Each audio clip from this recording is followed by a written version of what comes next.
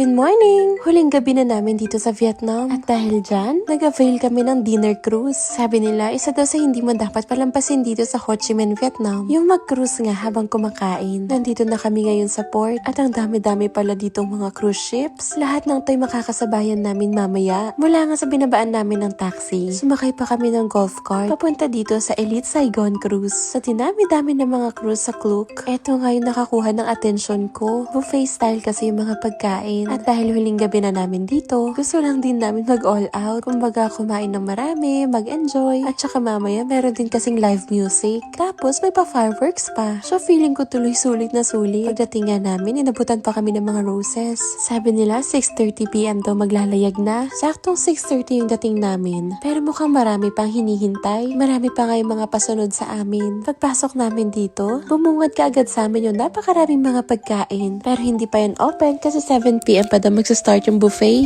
Inihatid na nga kami sa aming reserve table. Since mamaya-maya pa nga aandar to, niyaya ko nga muna si Kevin na ikutin tong buong cruise ship habang hindi pa nga inaantok tong si Amanda. Sa katunayan yan, may schedule talaga yung tulog nito. Usually alas 6 pa lang tulog na siya. Pero dahil nasa labas kami ngayon, gising na gising. After nga naming ma-orient, chinek pa namin isa-isa yung mga pagkain. May mga seafoods dito katulad ng mga lobster, tiger prawns, mga crabs. Pero yung mga yan, hindi pala siya only. Limited lang siya per person. And then the rest ng mga pagkain, yun yung unlimited. Medyo madami-dami naman yung mga choices ng mga food. And for me, okay na rin naman sa presyo. By the way, nasa 5,000 pesos nga yung binayaran namin bawat isa. Medyo mahal nga compare sa mga dinner cruise na na-experience na namin. Kaya mataas talaga expectation ko dito. Well, sa itsura ng cruise ship, okay na okay din naman. Nagpunta nga kami sa may pinakataas kung saan kami pupwesto mamaya for the live music at saka para sa fireworks. Nauna na rin namin tong sinilip. Na-amaze nga ako kasi merong pool dito. Hindi ko nga lang sure kung pwedeng maligo or kung kasama yun sa binayaran namin. Pero syempre, wala din naman kaming balak. So anyway, ayun nga, sa pinakataas, sila pala hindi nag-avail ng dinner buffet. Pwede kasi mag-order ka lang ng food o di kaya ng drinks. Tapos dito ka pupwesto sa taas. Marami nagsa-celebrate dito ng mga birthdays. Hindi lang din mga turista, pero pati mga lokal nandito. Yung mga services ng mga staff, okay na okay din naman. Dahil mula pagdating namin dito, parang may naka-assign bawat isa sa amin. Laging nakasunod, laging naka-assist. And sila rin yung nagsabi sa amin na pwede na rin mag-start for the dinner buffet. Kaya naman dali-dali na kaming bumaba. Dahil kanina pa nga din ako nagugutom. Pinauna na ako ni Kevin na kumain. Hawak-hawak na niya nito si Amanda. Humiram na rin nga pala kami ng high chair para kay baby. Kung ano-ano na nga inaabot namin sa kanya para lang hindi siya manggulo. Pero ayaw pa rin niyang kainin. So dating gawin ulit, may isa sa amin na mauunang kumain. Nakoy, na-enjoy ko talaga tong mga pagkain. Lalo na nga itong mga seafoods. Dahil takam-takam talaga ako dito.